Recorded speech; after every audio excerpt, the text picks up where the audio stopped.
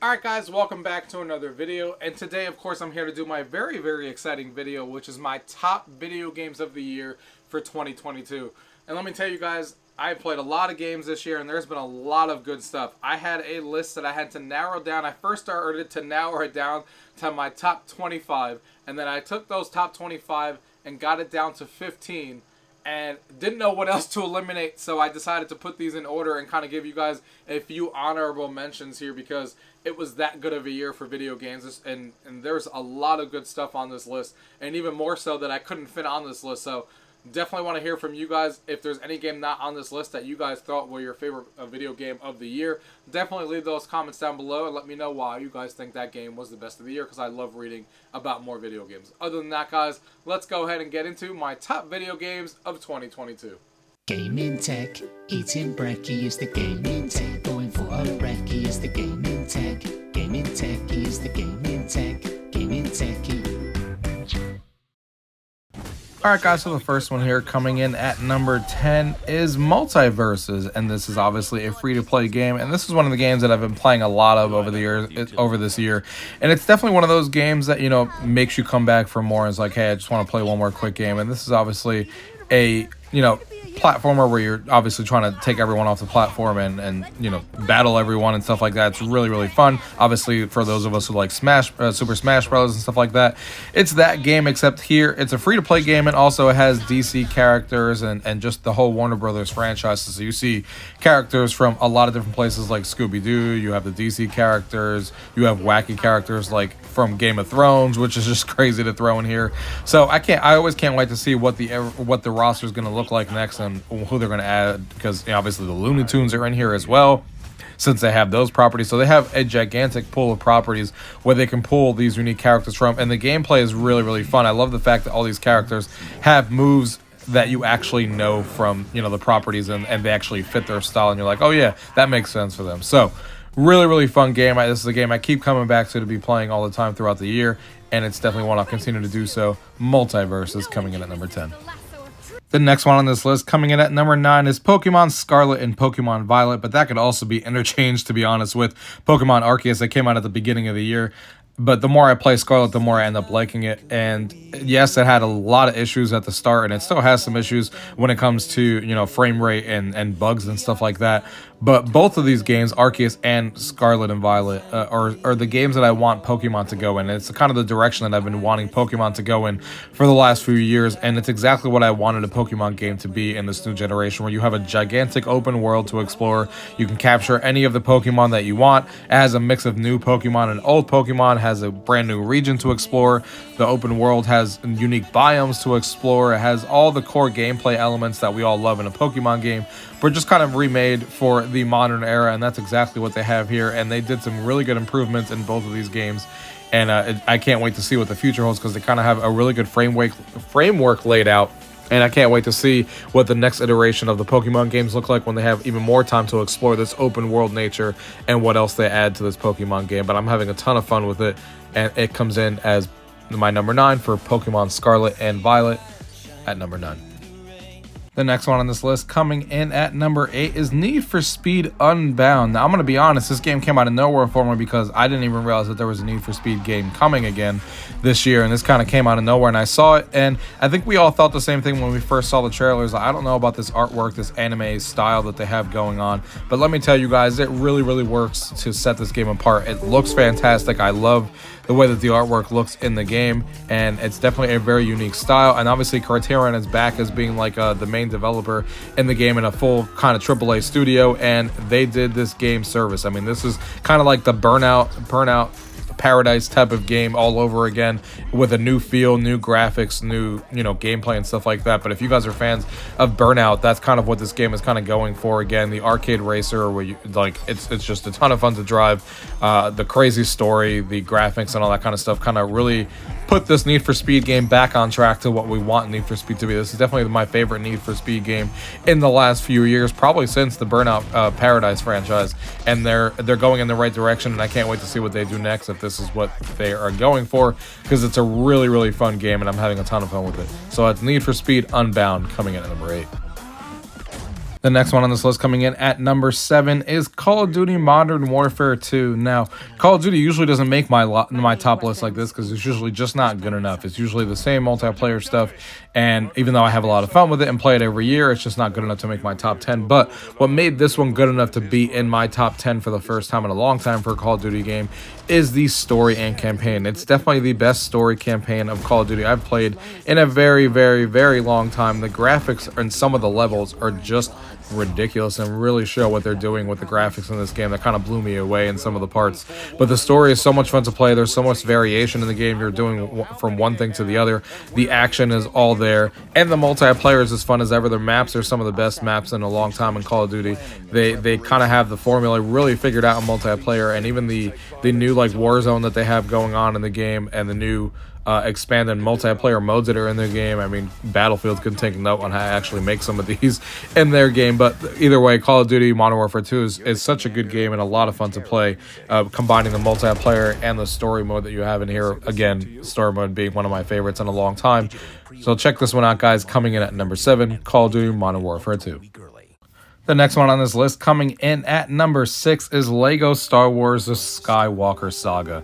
Now, I've actually played a few of the Lego games in the past. They've never been anything that, I usually talk about because they're usually really fun games, but they're really easy games, and there's usually not a lot to it. But this game is so different. I'm obviously a really huge Star Wars fan to begin with, but this game has so much content, and the formula for Lego is just so well created in here. It's kind of crazy. I mean, you have all 9 of the Skywalker Saga films in one game, and there's so much to do. There's 300 playable characters in the game, over 100 vehicles, 23 planets to explore, and you're always doing something different, whether it's lightsabering, battling enemies, exploring the different planets and stuff like that. I all feel like you're in a Star Wars game.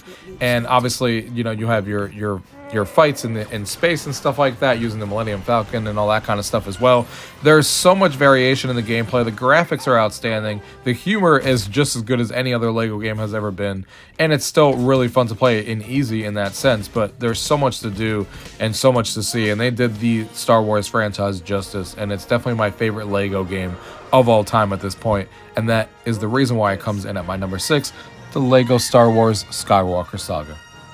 The next one on this list coming in at number 5 is Marvel's Midnight Suns. Now, this game is another one that kind of came out of nowhere for me because I didn't know too much about it before it actually dropped. Obviously, I am a huge Marvel fan, so I had my eyes on it, but I had no idea what the gameplay was going to be like. When I found out it was a really an XCOM type of game where you're actually using these Marvel characters and doing like a turn-based RPG game in that kind of vein, I was like, not sure I'm gonna like this because I'm not really into the turn-based games too much nowadays. But I was surprisingly wrong when I started playing this game. Not only is all the Marvel lore here and everything you love about Marvel, but you have a lot of other touches of games too. There's a lot of story elements in the game where you're kind of have a lot of time to explore the lands and stuff like that, talking to all these Marvel characters, apparently trying to be their friends all the time in the game, which is pretty crazy. But there's a lot to explore and branching paths of talking to them. But then the combat is what really sets it apart. It is a turn-based game, but it's not the turn-based game like we're used to in like Final Fantasy games and stuff like that, where you're just picking from a set of moves. But it's a card combat game, which is really unique, especially for a Marvel game, and I think it makes me like the game more than I ever have in these turn-based games, because you're kind of collecting these cards, getting new cards as you progress throughout the game, and kind of building out your deck. It kind of reminds me of playing a mini board game in the game while I'm playing with these Marvel characters, and it really, really sets the tone of having a lot of fun in this game. The set pieces in the game are great, the graphics are also fantastic, and it's a really unique game in the Marvel space. And I think they did an outstanding job with the game, and I'm having a ton of fun with it, and I can't wait to see, the DLC coming about in this game so I can continue playing it.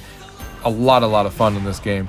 Check this one out for sure, guys. Coming in at number 5 is Marvel's Midnight Suns. The next one here coming in at number 4 is Kirby and the Forgotten Land. This is definitely my favorite Kirby game that has ever come out on a Nintendo platform for a very, very long time. This is everything I wanted a Kirby game in 3D to be. I mean, it took a long time to get here, but we finally have it. But this game is kind of like what Mario Odyssey did for Mario is kind of did it for Kirby.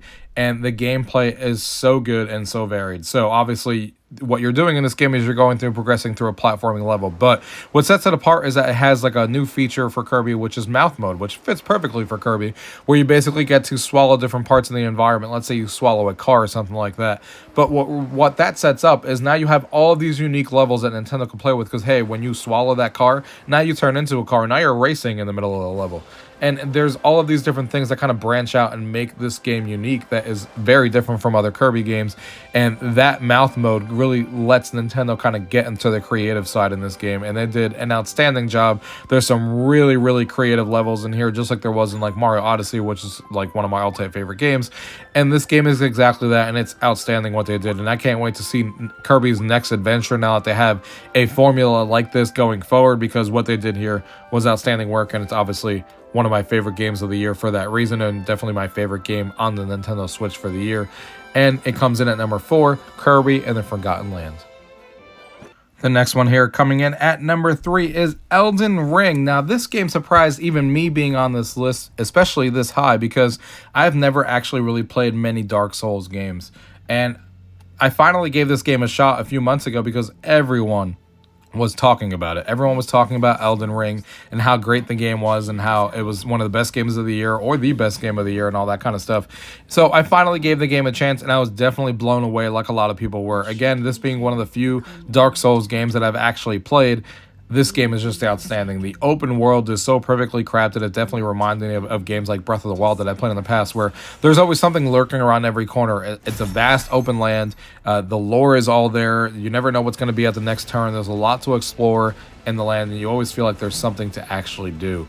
And the combat in the game, of course, being the thing, is really, really hard, especially as someone who hasn't played a lot of these games. But it is really rewarding where you finally take that enemy down, and learning the open world and learning the enemy is in the design and what you need to do and kind of exploring the story and stuff. They really did an outstanding job with this game. And now there's even DLC for the game where you have even more stuff in the game where you can do even PvP now and stuff. So the game's going to keep getting DLC, I'm assuming, because it's been really successful for them, and I can't wait to see what to add to next. But this game has, you know, hours and hours and hours worth of content for people to play and explore. You know, people have played 60 plus hours and are still exploring new things in this game, and that's me. I'm not done with the game by any stretch, and I'm having a ton of fun with this one of my favorites of the year. And again, I'm surprised on how high it is on my list because I'm not usually into these games, but they did a fantastic job. So Elden Ring coming in at number 3. And the next one here coming in at number 2 is Horizon Forbidden West. I love the Horizon series on the PlayStation 4 when it came out, and I played it on there. And playing this new game on the PlayStation 5 in all its glory has been a fantastic game. I mean, they definitely improved on everything that I loved in Horizon. At the end of the day, it is just more Horizon, but just bigger and better in every way. The enemies are even bigger than they were before, more varied and stuff like that. The open world is even more expansive. The story continues on where it left off, and I think it really goes places, and really, really good story in my opinion. Aloy is a fantastic character in this game and has been since the other one. The graphics have taken, you know, obviously a huge upgrade since it's now fully on the PlayStation 5, and the graphics are amazing on here. And I've had a ton of fun playing through this game and, you know, exploring the unique world of Horizon. And I can't wait, side note, for the PlayStation VR 2 game that's coming out in the Horizon world. I'm super excited that that's happening. And yeah, this game is just fantastic, guys. Check out Horizon Forbidden West at number 2. And just to give you guys some honorable mentions, my first one, Teenage Mutant Ninja Turtles, Shredder's Revenge, an arcade classic that kind of relived the arcade game and brought it back into modern era. That game is fantastic. Then we have Splatoon 3, which kind of reiterated on the previous games and now is kind of perfected, has a really great story now, and the multiplayer is as fun as it's ever been. And then there's Sports Story, a game that probably would have been higher on my list if it actually came out, but it just came out recently here, and I've been exploring it. I love this game. There's a bunch of different sports that you can play in this world, and I can't wait to kind of dive deeper into it, but I haven't played it long enough to actually see it all the way through yet, but I'm excited for it. And then Sonic Frontiers, that definitely deserves to be mentioned on here because it's the first 3D Sonic game that we've actually all universally kind of liked, and the unique gameplay in here is amazing, and I'm having a ton of fun with it. And then there's Disney's Dreamlight Valley. This is basically Animal Crossing for Disney fans, and I'm definitely here for it, and I can't wait to see this game continue to get free updates and add more Disney characters. And then, of course, now we have our number 1 game of the year, and that is no other than God of War Ragnarok. I mean, this game is a 10 out of 10 perfection as far as what you could want in a sequel. And they had a real high bar to live up to, and I don't know how they managed to do it, but they did. This game lives up to everything that we all wanted from a sequel. Lives up to even a better story, better graphics, better gameplay, better combat. Everything in this game is fantastic, and I definitely urge you guys to check it out if you haven't already. God of War Ragnarok. Alright guys, I hope you guys enjoyed that list and the honorable mentions there. Like I said, it was a really good year for video games. There was a lot to dive into and a lot of good games here, and there's a giant backlog of games that I got to play through that didn't make this list as well, because there's just a lot of good stuff out there. And like I said, I want to hear from you guys. Let me know what your favorite video game of 2022 was down in the comments below. And I hope that 2023 graces us with even more video games that are of this caliber, and we have even more games than Xbox. I mean, you know, I love you guys. I have an Xbox One and an Xbox Series X and all that kind of stuff. But I can't wait to see what their heavy hitters are, because I didn't have anything really that big this year that kind of made my list here. But I can't wait to see what they do in 2023, because they have a lot of studios under there that have to be working on things for at least a few years now. So you would hope that we see a few of them. But other than that, guys, I hope you guys enjoyed this list. Like I said, leave those comments down below. And if you guys have any questions, as always, leave it down below. If not, thank you guys for watching. Till next time.